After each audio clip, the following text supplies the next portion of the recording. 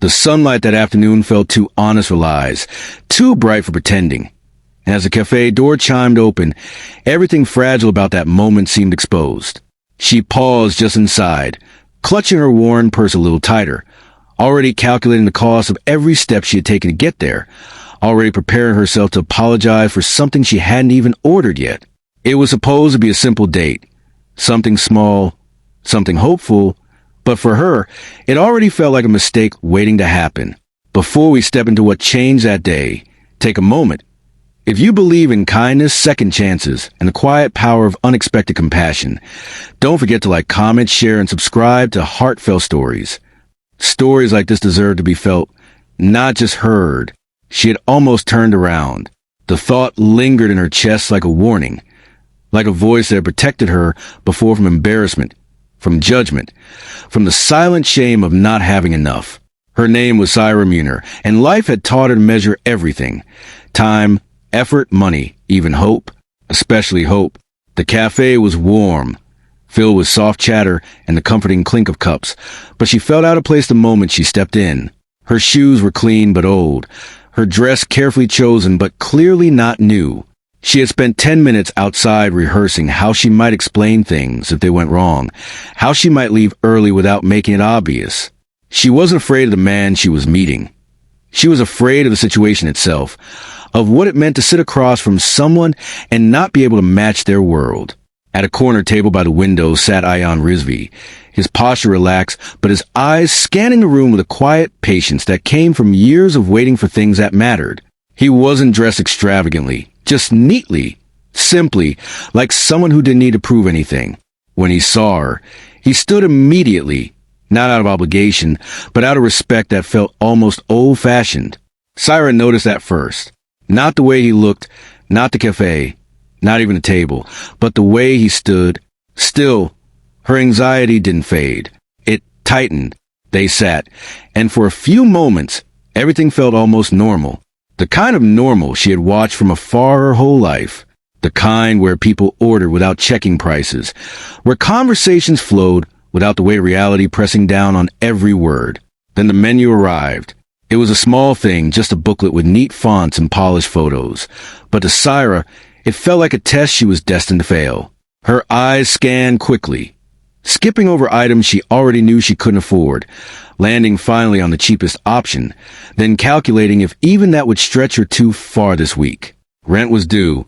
Her younger brother needed school supplies. Her mother's medicine couldn't be delayed again. The numbers didn't lie. And suddenly, sitting there felt unbearable. Her fingers tightened around the edge of the table, and before she could stop herself, the truth slipped out. Not dramatically, not loudly, but with a quiet honesty that carried more weight than any rehearsed excuse ever could. She told him she couldn't afford this date. It wasn't a performance. It wasn't a test. It was surrender. The kind of surrender that comes when you're too tired to pretend anymore. For a moment, silence settled between them. Not awkward, not heavy, but uncertain. Syra braced herself with a polite smile, the reassuring words that would slowly turn into distance, into disinterest, into the quiet end of something that hadn't even begun.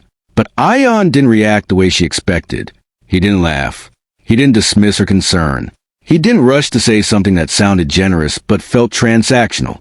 Instead, something in his expression softened in a way that made the world feel less sharp. Because Ayan knew that feeling, not from imagination, not from stories, but from lived experience. Years ago, he had sat in a place just like this, counting coins in his pocket, pretending he wasn't worried, pretending he belonged somewhere he couldn't afford to stay. Back then, he wasn't the man sitting across from her now. Back then, he was just a struggling father, newly alone, raising a small child while working 2 jobs, and barely holding his life together.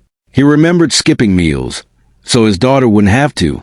He remembered declining invitations, avoiding gatherings, slowly shrinking his world, so no one would see how close he was to falling apart. And now, sitting across from Syra, he saw that same quiet struggle reflected in her. So instead of offering sympathy, he offered something else entirely. He told her, gently but firmly, that this date wasn't about money. It never was. He told her that if the price of a meal decided whether two people could sit and talk, then the world had forgotten something important. He suggested they order something simple or nothing at all and just talk. He even mentioned, almost casually, that there was a small park nearby where the tea vendors made better chai than any cafe in the city. It wasn't a grand gesture. It was something better. It was understanding. And that stunned her, not because it was dramatic, but because it was real.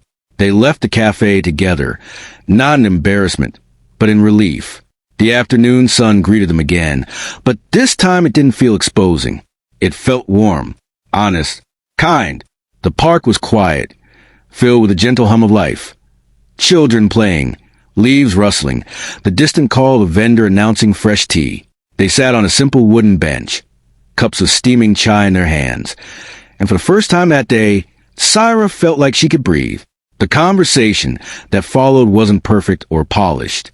It didn't need to be. They talked about life, about responsibilities, about the small victories people rarely celebrate. Ayan shared parts of his journey, not as a story to impress, but as a truth to connect.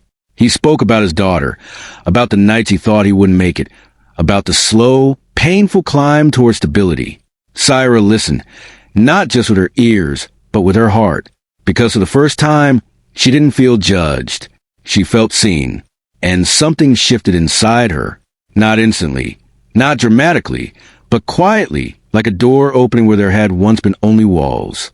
Time passed without them noticing. The sun began to dip, painting the sky in soft shades of gold and orange, and the world around them seemed to slow down just enough to let the moment linger.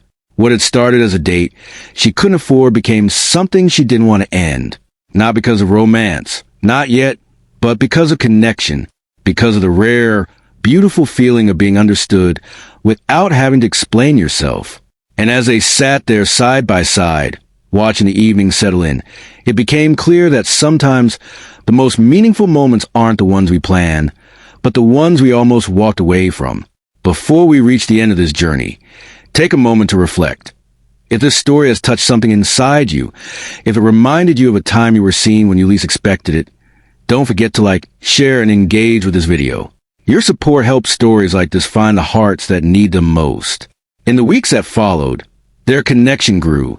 Not quickly, not forcefully, but naturally. They met again, not in expensive places, but in simple ones, parks, roadside cafes, quiet streets where conversations mattered more than appearances. Syra began to see her life differently, not as a series of limitations, but as a story still unfolding. Ayan never tried to fix her struggles or erase them.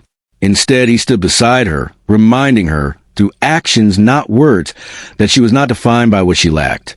And slowly, something remarkable happened. She started believing it. Ayan's daughter, Zara, eventually became part of that story too. A bright, curious child who carried her father's resilience and her own quiet strength. Watching them together, Syra saw not just a man who had survived hardship, but one who had transformed it into something meaningful, something lasting. And one evening, sitting on that same park bench where everything had begun, Syra realized that the moment she had once feared, the moment she admitted she couldn't afford that date, had actually been the moment everything changed, because it had revealed the truth, and the truth had made space for something real.